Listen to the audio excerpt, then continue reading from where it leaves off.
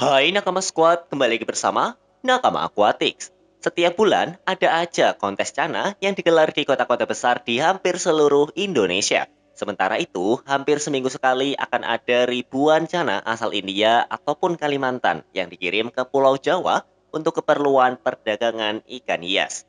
Ada dua nasib yang akan ditemui oleh cana-cana tersebut, yaitu menjadi ikan display yang hanya dipelihara di rumah atau menjadi ikan kontes yang selalu dilatih, diprogres, dan dirawat hingga mendapatkan tampilan sesuai spek yang dibutuhin. Apa yang menjadi perbedaan antara dua kubu cana ini? Lebih baik cara memelihara yang mana nih? Yuk tonton video ini sampai habis ya. Perbedaan mindset keepers. Untuk jadi bahan bahasan di video ini, 2 hari lalu aku ngajak ngobrol dua orang teman yang merupakan keepers cana yang biasa untuk kontes dan keepers cana yang cuma buat dipelihara di rumah saja. Keduanya punya tujuan melihara yang beda. Mindset mereka juga sangat berbeda pula. Sebenarnya baik keepers yang suka ikut kontes dan keepers yang cuma pelihara di dalam rumah terlihat serupa. Karena mereka sama-sama memelihara cana di rumahnya. Tapi yang membedakan adalah motivasinya. Seorang kiper cana yang doyan ikut kontes pasti akan memilih cana dengan spek yang bagus pas pertama kali. Walau terlihat secara tampilan kurang menarik, tapi para kipers ini bisa terlihat bakat lain. Misal, di Cana Maru, seorang kiper langganan kontes nggak akan cuma ngelihat warnanya, tapi dari anatomi tubuh, bar, dan bakat ikannya. Sementara keepers display biasanya, artinya tidak semua, hanya mencari cana dalam spek yang bagus karena mereka kurang mengerti bakat alami ikan yang bisa dilihat oleh mereka yang biasa ngeprogres ikan. Keepers cana display bisa dibilang lebih suka mendapat cana yang sudah berada di tampilan terbaiknya daripada yang masih polos. Pendapat ini dibenarkan oleh temanku yang suka ikut kontes. Dia bilang bakat ikan itu lebih penting daripada tampilan. Karena dari situlah si temanku ini bisa ngeprogres ikannya untuk mencapai spek yang bagus buat ikut kontes.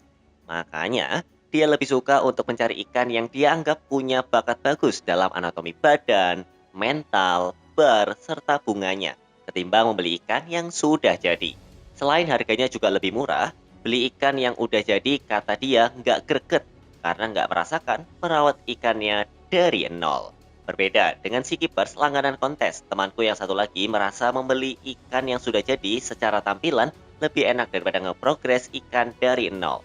Selain karena nggak ada waktu, dia merasa lebih enak melihat ikan yang sudah jadi tanpa harus melewati banyak proses yang penuh rintangan.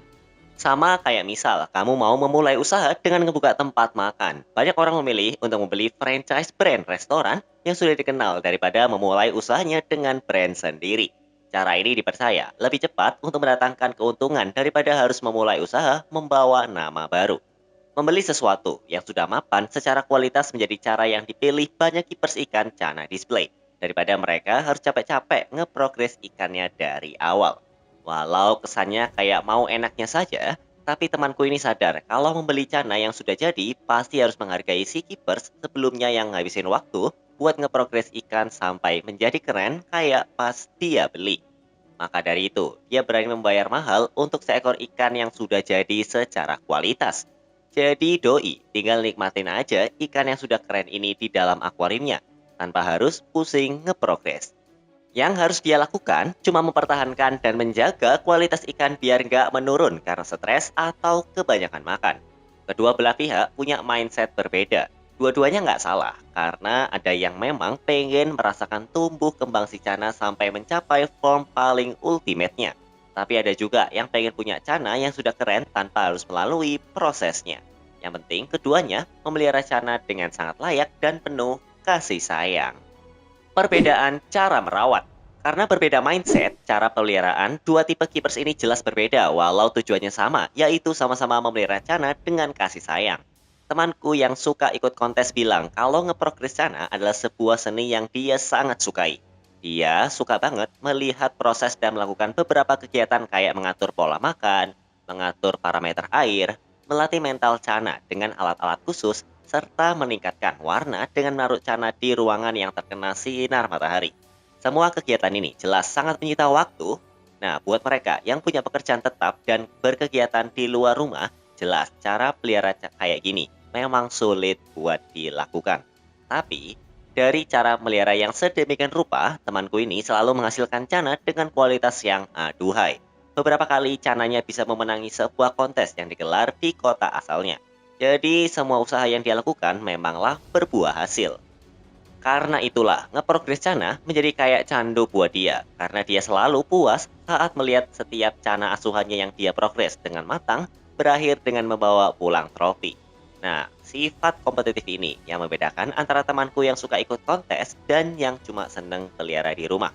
Temanku yang satu lagi adalah pekerja kantoran yang secara materi memang sudah mencukupi, tapi jelas dia nggak akan bisa menikmati seni pelihara Cana seperti temanku yang sering ikut kontes karena waktu miliknya yang sangat terbatas.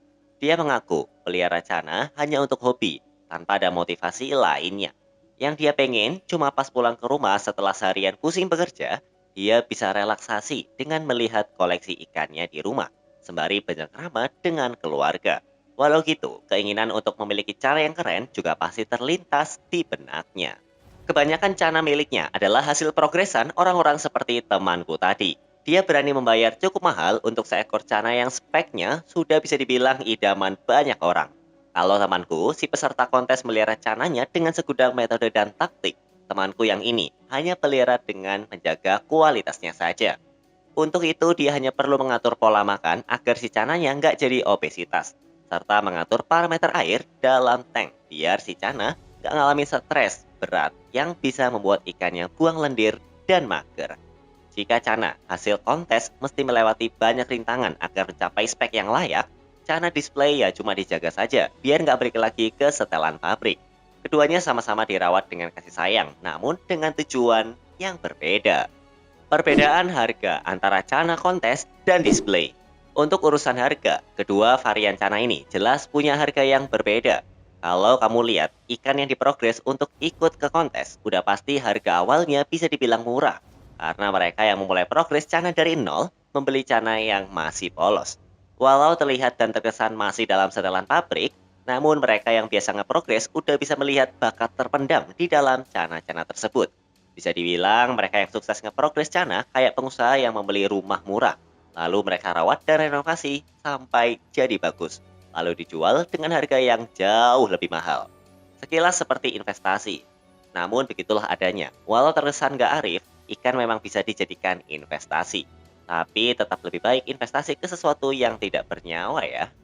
Ambil contoh seekor Cana Maru yang masih bahan. Ukuran 20 cm yang dibeli masih dalam kondisi ombyokan atau masih tercampur dengan ikan-ikan lainnya yang biasa dijual sekitar 50 hingga 100 ribu rupiah, tergantung sellernya. Dengan kerja keras, dedikasi, dan ketelitian, para kiper sini membuat Cana yang tadinya harganya sangat terjangkau langsung melonjak berkali-kali lipat karena kualitasnya yang semakin terdepan. Ini bukan iklan motor ya. Jika Cana tersebut bisa meraih gelar di kontes yang diikuti, maka harganya bisa mencapai puluhan juta rupiah. Selain udah pasti tampilannya keren, gengsi yang diraih oleh Cana bergelar kontes juga menjadi daya tarik untuk mereka-mereka yang berduit buat pelihara ikan tersebut. Cana kontes layak dihargai mahal karena usaha sang keepers untuk menjadikannya sampai ke titik ini adalah hal yang harus sangat diapresiasi. Makanya terkadang kisaran harga Cana kontes dilihat dari kipersnya, bukan dari harga pasaran. Cana display biasa dihargai dengan harga pasca rekondisi, yang balik lagi tergantung seller dan kualitas ikannya. Namun harganya nggak sampai berjuta-juta sih, tinggal kamu yang harus pintar nawar dan mengkurasi ikan yang bagus. Harga Cana yang dibilang banyak orang terus turun, harus diperangi dengan mindset kayak gini. Kalau mau ikan kualitas bagus, ya mesti siapin uang yang bagus juga. Kalau tolak ukur harga Cana dari kualitas, maka aku yakin harga Cana akan tetap stabil seperti arwana dan koi. Namun selama para seller masih memakai harga modal sebagai acuan dengan memilih ambil tipis demi ikannya laku, maka harga Cana akan jauh dari kata stabil. Harus kualitas ikan yang mendikte harga. Setuju nggak? Cana kontes dan Cana display punya pasarnya sendiri. Kalau aku sih lebih milih Cana display karena kesibukan kadang membuat aku jadi sulit ngeprogres Cana. Walau dalam hati sih pingin banget, sembari bagiin juga proses ke kamu semua. Kalau kamu lebih suka mana? Cana display atau Cana kontes? Tulis di kolom komentar ya. Sampai jumpa di video-video Nakama Aquatics selanjutnya.